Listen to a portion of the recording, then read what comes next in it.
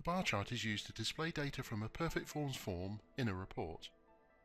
Drag a bar chart from the reporting toolbox onto your report.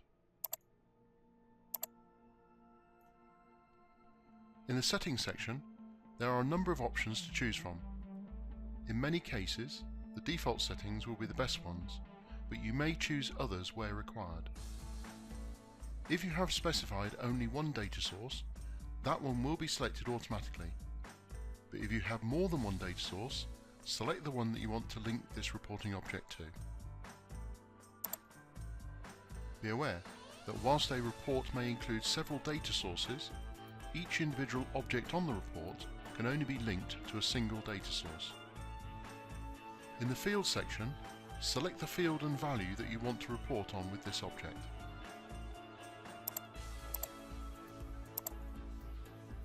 Do be aware that the count value is used to show the number of instances in your selected category and can be used with many types of data.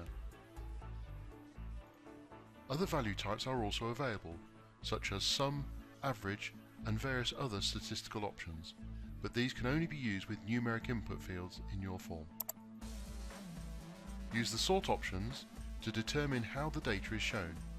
You can choose to sort by the group or value and ascending or descending.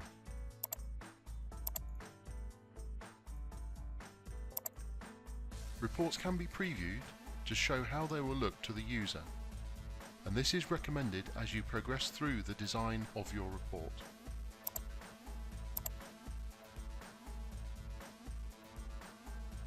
Please do be aware that in a previous tutorial we did specify a static filter in this data source, and that's why we are only seeing open instances in this report.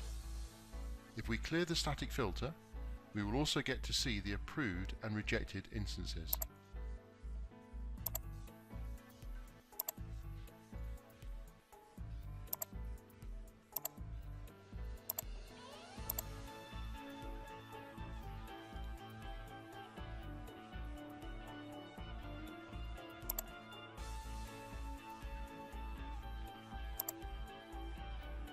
Filtering will be covered in a different tutorial video, so we will skip those selections for now.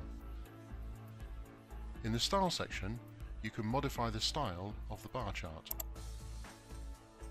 From here you can modify the bar, axis and text color, the text type and size.